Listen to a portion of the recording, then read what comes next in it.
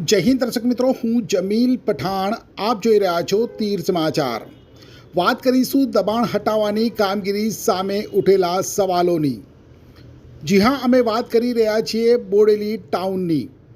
થોડા સમય પૂર્વે બોડેલીમાં હાથ ધરાયેલ દબાણ હટાવ ઝુંબેશમાં વાલા દવલાની નીતિ અપનાવાઈ હોય તે પ્રકારની ચર્ચા બોડેલી ટાઉનમાં ચાલી રહી છે.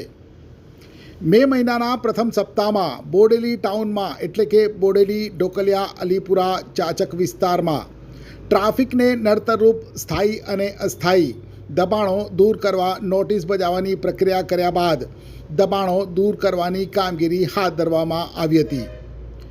રોડથી દૂર એવા દુકાનો અને મકાનોના ઓટલા અને પગથિયા સુદ્ધા તોડી પાડવામાં આવ્યા, પરંતુ તંત્ર દ્વારા કરવામાં આવેલ દબાણ દૂર કરવાની કામગીરી સામે સવાલો ઊભા થયા છે અને આ સવાલ બોડેલીની જનતાએ ઉઠાવ્યા છે. જાણીતા અખબારોમાં પ્રસિદ્ધ થયેલ સમાચારો પર નજર કરીએ તો તારીખ 4 મેના રોજના એક અખબારમાં પ્રસિદ્ધ સમાચારમાં બોડેલીમાં દબાણ હટાવ ઝુંબેશ વચ્ચે સરકારી દબાણો હજુ જૈસે થે, વેપારીઓમાં અસમંજસ હેડિંગ સાથે લખવામાં આવ્યું છે કે માર્ગો પહોળા કરવા હોય તો પહેલાં સરકારી વિભાગના દબાણો હટશે તો જ ઝુંબેશ સાર્થક ગણાશે. અખબારમાં તંત્ર ઉપર એવો પણ આરોપ લગાવવામાં આવ્યો છે કે શનિવારે જે દબાણો માટે ઝુંબેશ ચાલી તેમાં વાલા દવલાની નીતિ અપનાવાઈ હોવાની ચોંકાવનારી વિગતો ધ્યાને આવી છે. તો બીજા એક અખબારમાં એવો પણ આરોપ લગાવવામાં આવ્યો છે કે રોડની નજીકના દબાણો ન હટાવી દૂરના અંતરના દબાણો હટાવવામાં આવ્યા છે. અન્ય એક અખબારમાં ઢોકલિયામાં દબાણો યથાવત, હવે પાકા દબાણો પર બુલડોઝર ફરશે. બોડેલી, અલીપુરામાં 400 દબાણો તોડી રસ્તા અને ફૂટપાથ ખુલ્લા કરાયા. આ હેડલાઇન સાથે છપાયેલ સમાચારમાં દબાણ હટાવવા પ્રાંત અધિકારી, માર્ગ અને મકાન વિભાગના નાયબ ઇજનેર અને મામલતદારની 4 ટીમો દ્વારા બોડેલી ગામમાં ડભોઈ રોડ, છોટાઉદેપુર રોડ અને હાલોલ રોડ તરફ જેસીબી સાથે ટીમ પહોંચી હતી. બોડેલી બજારમાં લટકણિયા આગળ સુધીના પગથિયા, બોર્ડ જેવા દબાણો હટાવ્યા. દબાણ હટાવ ઝુંબેશને લીધે માર્ગો અને ફૂટપાથ પહોળા અને ચોખ્ખા બન્યા હતા. જોકે ઢોકલિયા ચોકડી અને ગામ તરફના દબાણો યથાવત રહેતા અનેક ચર્ચાઓ ચાલી હતી.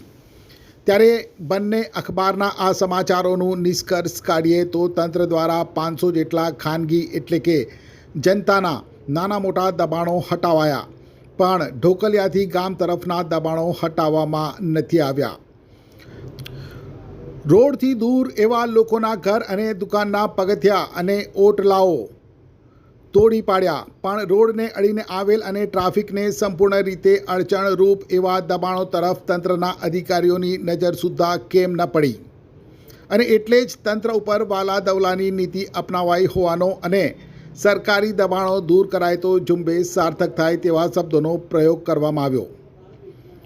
બોડેલી ગરનાળાથી રેલવે સ્ટેશન સુધીનો જે રોડ છે, આ રોડ સતત ટ્રાફિકથી ધમધમતો રોડ છે અને આ રોડને અડીને આવેલા કેટલાક પાકા દબાણો, કેટલીક દુકાનો કે જેને લઈ આખો દિવસ અહીં ટ્રાફિકની સમસ્યા સર્જાય છે.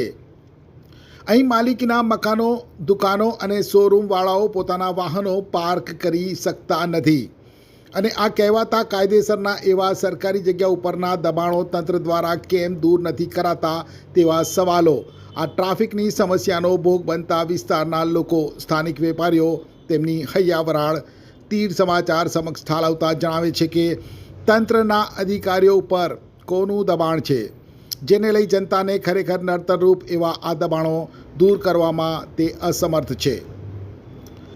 પોલીસ ઉપર પણ રોષ ઠાલવતા જણાવે છે કે સામાન્ય લારી ગલ્લાવાળા ઉપર પોલીસ પોતાનો રોફ પાડી તેમની સામે દંડનીય કાર્યવાહીઓ કરે છે, પણ આવા દબાણો દૂર કરવા કેમ પાછીપાની કરે છે. સ્થાનિકોની ફરિયાદ છે કે આ રોડ ઉપર આવેલ વિજય જ્વેલર્સ શોરૂમ આગળના વિસ્તારના દબાણોને લઈ એમણે અનેક વખત તંત્રને રજૂઆત કરી, છતાંય કોઈ કાર્યવાહી કરવામાં નથી આવતી અને આ રોડથી દૂર આવેલ મકાનો અને દુકાનોના ઓટલા પગથિયા તોડી પાડવામાં આવ્યા, તો એની આગળના ખરેખર નડતરરૂપ દબાણો કેમ ન દૂર કરાયા? આની પાછળ કયું રાજકારણ રમાય છે તે ખબર નથી પડતી. થોડા સમય પૂર્વે બોડેલી અલી ખેરવા રોડ ઉપર તંત્ર દ્વારા કોઈપણ શરમ વિના જે રીતે મોટા મોટા બંગલોઝના મોટા મોટા આરસીસી સ્ટ્રક્ચરને તોડી પડાયા હતા, ત્યારે મે મહિનામાં કરાયેલ દબાણ હટાવ ઝુંબેશને લઈ કરાયેલ સવાલોનો નિચોડ કાઢીએ તો અખબારમાં લગાવાયેલ વહાલા દવલાની નીતિ અપનાવ્યાનો આરોપ ક્યાંક ને ક્યાંક સાર્થક થતો હોય તેમ લાગી રહ્યું છે. આશા રાખીએ આ અહેવાલ બાદ સંબંધિત અધિકારીઓ જાતે સ્થળ ઉપર જઈ સ્થિતિ જોઈ તાત્કાલિક ધોરણે કોઈના દબાણમાં આવ્યા વિના, શરમ વિના નિષ્પક્ષતા સાથે નડતરરૂપ દબાણો દૂર કરવા માટેની કાર્યવાહી કરે તે ઇચ્છનીય છે. છોટાઉદેપુર સહિત રાજ્ય, દેશ અને દુનિયાના સમાચાર જોવા માટે સબસ્ક્રાઇબ કરો તીર સમાચાર અને બેલ આઇકોન જરૂર દબાવો.